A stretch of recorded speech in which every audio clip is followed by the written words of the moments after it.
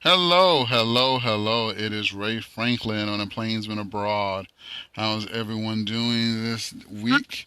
This is Memorial Day weekend here in the United States, where we take time to remember those who have given their lives in defense and service of this nation. So it's thanks of a grateful nation to all those from the American Revolution to the current conflicts in Afghanistan and everything in between. All those who have paid their precious life. There's nothing more important than life and quality of life. Everything else can be replaced, but not those two things. So, thank you for those who gave their life.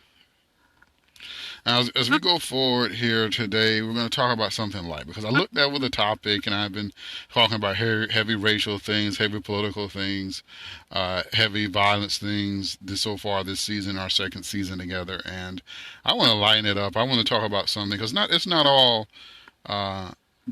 all weight. There's joy in the world. There's joy in mankind. There's joy in humanity, and you're going to end up just in a sullen mood if you focus on the negative all the time. I don't want to do that. There are a lot of negative things in the culture, but there are positive things in the culture as well. So, as I spoke last season about 1985, I want to talk about being a fangirls out there, fandom. I want to talk about it and how it just really applies to me and the thing I like about being a quote unquote fanboy and how the experiences and connections I've made over the years have been enhanced by them. So let's get started. So again, I grew up, I'm a Gen Xer. I grew up in the wondrous great decade, the greatest decade I believe God has given man, called the 1980s in the United States under our greatest modern president, Ronald Reagan. There's a debate whether it's either him or former President Obama. That's a good debate. But I grew up under Ronnie, so that was the 1980s. And we'll talk about Ronnie later. I think we talked about him last time in the GOP, the negative stuff. So, but I grew up in the 1980s, so that's where a lot of the fan culture comes from. It comes from the late 70s or early 80s. It comes from a lot of different things that happened. A lot of shows from the 70s went into the syndication, and so a lot of things became sort of cultural that was even before that time because you had really an explosion of television. Most of the time when I grew up, there were only a handful of television stations. But in 1980, Americans were introduced to two forms of entertainment in their homes that exploded. That was cable TV and that was satellite TV. And the old satellite TV was nothing like the services you have now, which are very strict, very walled off. The old school satellite TV, you had this huge dish that you can skateboard in. You put it in your backyard or the side of your house, and you could you got like TV stations from all over the world, and it was really so like you see it when you drive by a TV station now, the big massive white or dishes, whatever. I remember we had one, and I remember my grandmother had one, and I remember that was fun. I remember my grandmother got satellite TV. It was much cheaper than cable, and the stations you could get were just they were just fun. I mean, I remember watching like my grandfather watching South American baseball leagues, in the dead of the winter when there was no baseball in the United States, and those things because you could pick, they were in Spanish, but it still was baseball. So you could do that. You could get television stations from everywhere and stuff you couldn't get out of market. You could see shows out of market. And I tell people all the time that was a great time because satellite TV before it started getting restricted and they started doing blocking and start having to subscribe and then it morphed into what you have today with the services you have today and that's really no different than the cable services you have today. So with the streaming services you have now, you can pay for streaming services outside of the country. You do BritBox or stuff like that, and whatever the internet and telecommunication. It's not as big as a deal. But back then, that was the first time you really could see stuff. So. With your cable television, it came a lot of you had to find time to fill stuff up. So you had to have fillers. So what did you do? You got fillers from the 60s and 70s, sometimes the 50s. I remember being a little kid waking up in the mornings on Saturday morning. How I knew it was a Saturday morning, Route 66 would be on Nickelodeon. And that's right. Nickelodeon used to show Route 66, black and white, and the television show. You always hear the little theme song from Route 66. And so here I am, a Gen Xer, watching a show from a generation, two generations before me. And you're like, okay, this show is 20, 30 years old. but I'm watching it, and you're like, okay, so you got experience to those things. You got experience to Beverly Hillbillies in syndication. You got experience to the Brady Bunch, Gen X. We drove the Brady Bunch, even though the Brady Bunch came out late '60s, early '70s, and were not a hit. They were not a hit. That's why the show didn't really last long. They were only on a handful of seasons, and they never were like a top-rated show. People didn't like it. It wasn't until, hey, we were like the latchkey generation. Our parents worked, my mother worked, so our brother and I came home to an empty house every single day after school. And that's happened to be a day she actually had off, or a week she took a break or a vacation or whatever. Every day, and what was on your television, we watched afternoon cartoons, we did homework, and you watched, stuff that was in syndication instead of watching the news. I hated the news then. So 6 o'clock, I watched TBS. TBS, out of Atlanta had Brady Bunch reruns on. I mentioned that before. So, but what that did is that sort of ingrains you into a culture. That becomes a part of your life. It becomes your routine and rhythm of life. Everybody in every situation. I'm reading the man's search for meaning about Viktor Frankl, who survived the work camps at Auschwitz and Dachau, and he talks about how even in the death camps, the worst situation a human being can go through. If you read, slavery books from former slaves here in the United States, you will see that even in the most horrible situations, everyone tries to find a routine to adapt to. Whether it's a gulag, so even in mankind's worst to worst situation, the routine you try to follow. In the best situations, in the common situations, you follow a routine as well. You try to adapt your situation. And that's what Frankel figured out after going through what he went through himself and seeing what happened to the people themselves in his places. So that he was at. So it really shows us now. How does this go back to fanboyism? Is the reason I believe us fanboys and fangirls is that those things became ingrained in part of our life. Every afternoon at 3:30 when I lived in Fort Myers, what came on? Thundercats. So I would come home after a long day at school. I would always, my brother always knew it was 3:30 because I would turn the television set in our room up. We had the old school television set, and I would turn it up loud as I could, unless my mother was home or my Uncle Demetrius was home. And I would fire up Thundercats so you could, hear their theme song, which I still love to this day. So then we would watch Thundercats and Voltron and G.I. Joe. And then the last cartoon they would show before they went to like some other local news stuff, it was a Voltron. And Voltron, I like the lions. The cars and spaceships, I really wasn't feeling those.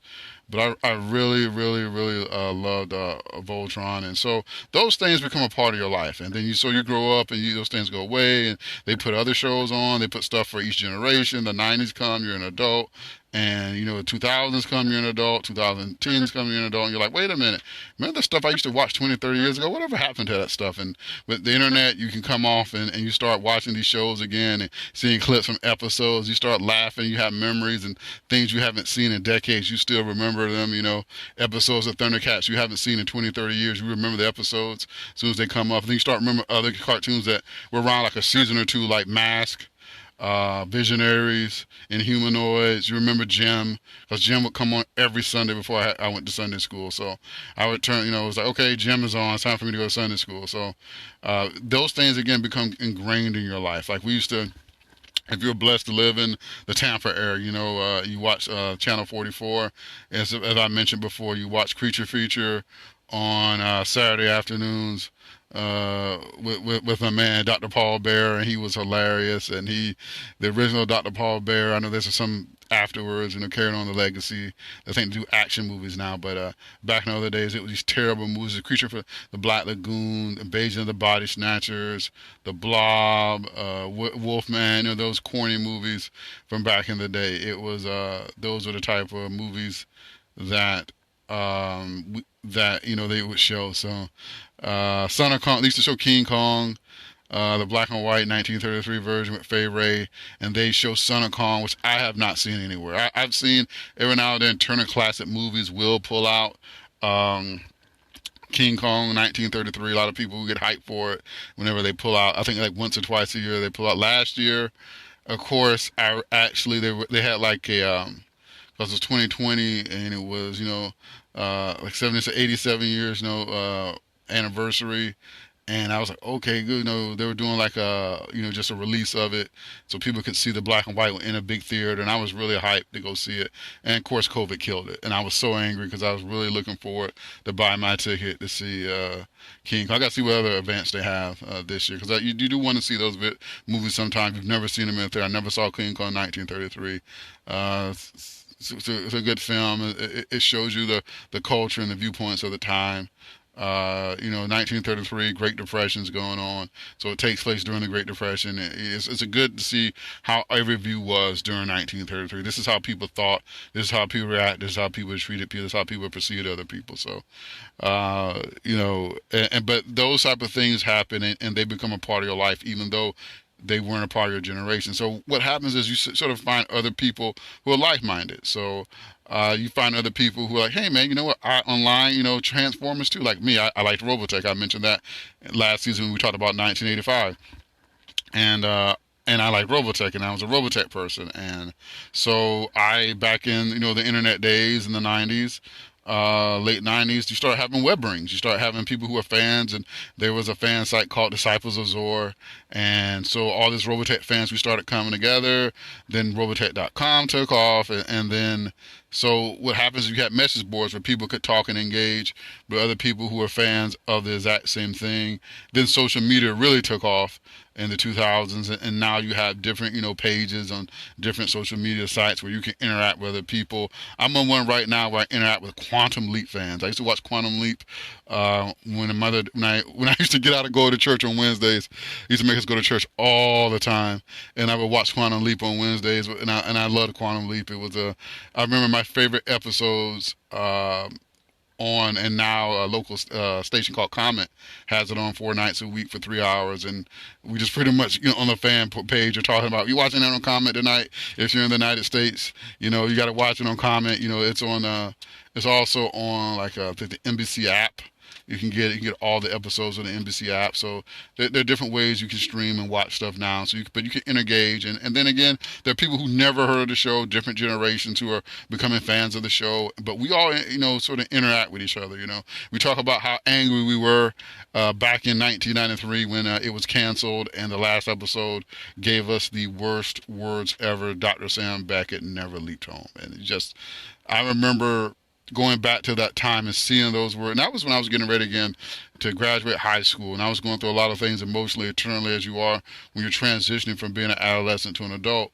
When you're in that place trying to find what you're going to do, how you're going to take care of yourself, where you're going to live, where you're going to stay, when your life is really in your hands. For the first time, my life stopped being where adults told me to live. I was going to become an adult.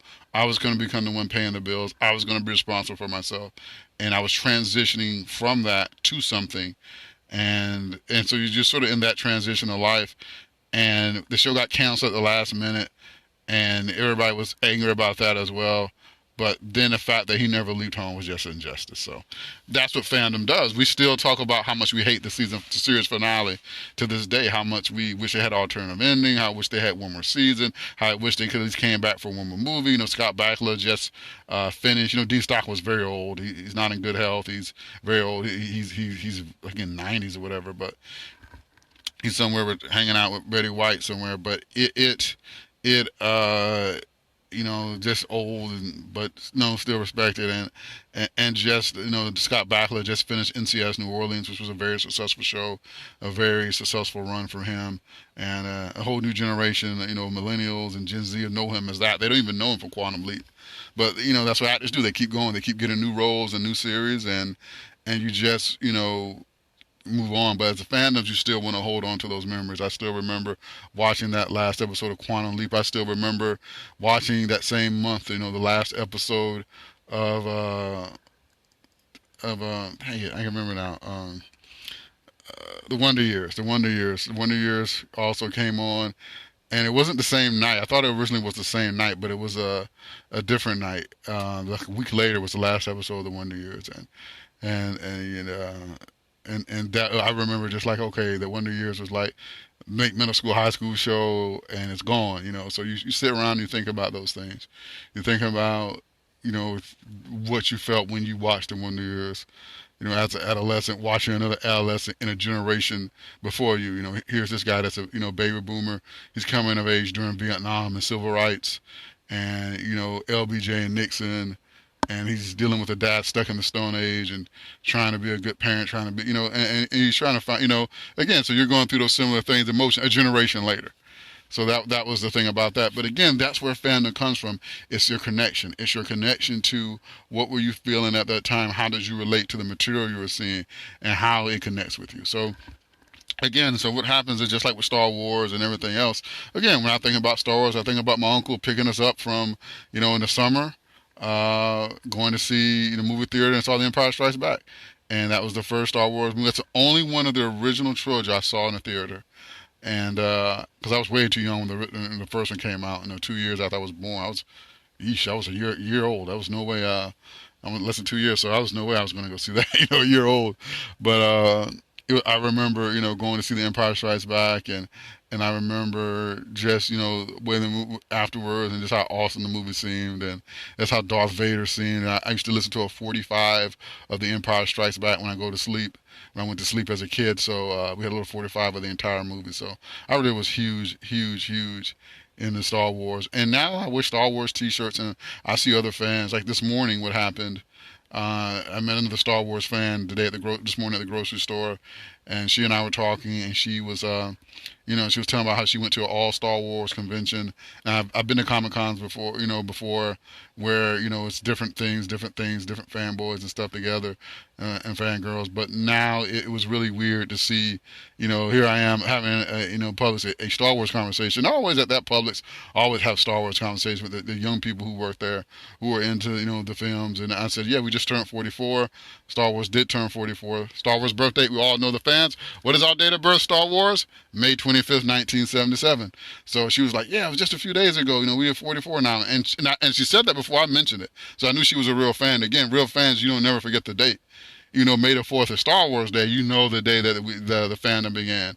And like when I have a fanboy shirt with with the emperor on it, and it said class of 77, because people know, again, that's when it started. So I remember 2017 again when it turned 40.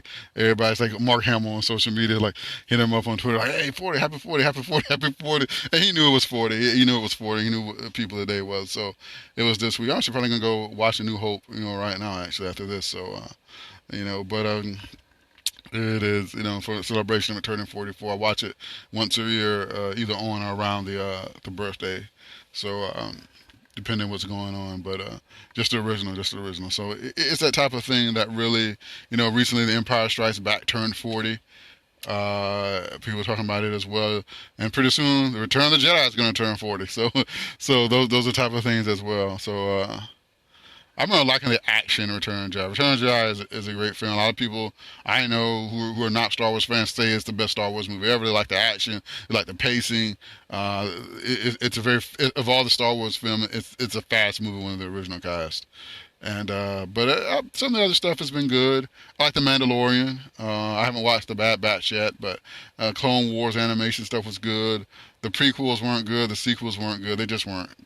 I think as somebody said, as fans, we need to realize, as somebody said to me, who is not a Star Wars fan. Comic Book Girl 19, Danica, she's all over social media. She has a huge following.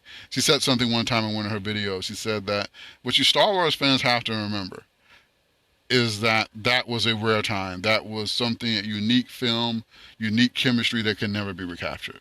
So no matter how many sequels you do, how many prequels you do, even if you remade the original, it's not going to be the same to you in your heart and your mind, because that was a unique setting in time. That was a unique event that would never be again. And when she said that, it was just like, she's right. Because again, she is a major fan person. She is one of the people that does it for the career. She's heavy into Marvel. She's a genius. She's like, and there's several people out there like that. The people who do Sword and Laser, people who did Thronecast, Elio and Linda for my Song of Ice and Fire people. Some people out there who are heavy. I mean, they read like 80 different fantasy books a day, like a week. Like I read 18, 80, not 18, but 80. Like I tell them about my obscure fantasy series I've read. Like, yeah, man, or the major ones. Like, oh, I love Joe Abercrombie. So it's a type of thing. But The most important thing about fandom isn't what you're into. As some people, again, in the fandom, don't assume because a person's a fan person, a fanboy, fangirl, they like Star Wars because they could hate it. I know a lot of people who are big into Star Trek and they hate Star Wars, or a lot of people just think Star Wars is corny or Star Trek is corny. A lot of people think fandom in general is corny, and I get that. I get that because a lot of people it just isn't for everyone. Everybody has different hobbies and different interests, but I like it. But people again think that, hey, you're a grown man, you're in your 40s. Why are you wearing a T-shirt from when you were 12 years old? And there's weird things too, like fans catch. Like for example, I like shirts that make you think. Like some of my shirts are cool. Like if I have an Optimus Prime shirt with 84 in it, that was the year the Transformers premiered, 1984. So people get that. So people get, like I have the Johnny Lawrence, Daniel LaRusso, All Valley Karate shirt. People who are Karate Kids fans, now people who are Cobra Kai fans, get it. Cobra Kai really has brought back the Karate Kid fandom. It's allowed, as Cleese had said, I was listening to an interview of the actor who plays John Cleese, it's allowed parents and children to share in the Karate Kid together. It's allowed some people who are older, grandparents and grandkids, to share in the Karate Kid fandom together. And what it did successfully, that I hate to say Star Wars has done successfully too, it has allowed multiple generations of the fandom to be brought together. It's allowed people to come together and say, "Oh, that's why everybody hates John Cleese," or "That's why everybody hates, Johnny Lawrence." That's why everybody cheers for Daniel LaRusso. And they successfully have done that. A lot of other properties and images have, like Robotech. We keep trying to push it off on other generations. Techers like me, Robotech, and we just can't. Like, dude, my kids is not into this. And Voltron and stuff like that. Voltron had new episodes that came out on Netflix, so a lot of people are into Voltron still. A whole new generation of Voltron fans are out there. I'm happy about that. Thundercats, still they're trying to get the live action movie done. They've been trying that for like a quarter century, still haven't gotten it done yet. Robotech the same way, but I really give Star Wars, because it has its own big power behind it. Even before Disney got behind Star Wars and purchased Lucasfilm, Star Wars really has that going. I remember being in the Star Wars section on New Year's Day 2020, before all heck broke loose with COVID. And I remember being, at, the Star Wars section of Hollywood Studios. I was there with my brother and my family, and I remember just looking at the young kids. The kids were 7 or 8 years old in line to get custom-made lightsabers. So you just sat down and said, okay, it's moving on. The fandom is passing on. This is what Star Wars is about. It's about multiple generations. After we're gone, after us, the boomers and Gen Xers are dead. The Zoomers and their kids and their grandkids, they're going to be able to pass, these stories on. So, and the fandom brings people together, which is my favorite part. Again, I did not know this person. I probably saw them at Publix before. They worked there, maybe never saw them. And again, but we had a conversation that was polite because we both were into something that we both liked, and that was Star Wars. And we were able to talk about it.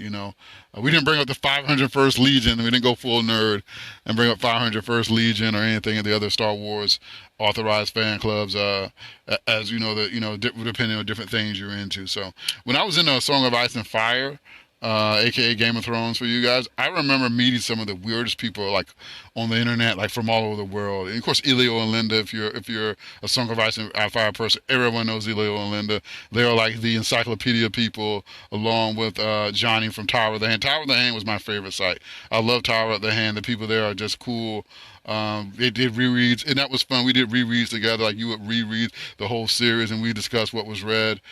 Those are type of things that bring people together. It's just something that brings strangers together in a positive light, and that's what fandom is. It's strangers coming together. I've met celebrities. I remember I got to see Willis from Different Strokes. What you're talking about, Willis. Tia Carrera. I still have a picture of Tia Carrera, from Wayne's World and Showdown in Little Tokyo and a million other movies. Tia Carrera. She was also on Married with Children. Tia Carrera was there all over the place in the late 80s, early 90s. She was a very popular actress model back then. So she was all, but I got to meet Tia Carrera. That was cool. You just really, really interact and grow with people and different things, bring different people from different backgrounds together in a positive way. So that's what fandom is, and that's what it comes down to. Again, like I said, some people say you're nerddom or weirdom. I'm not out here trying to start like some people.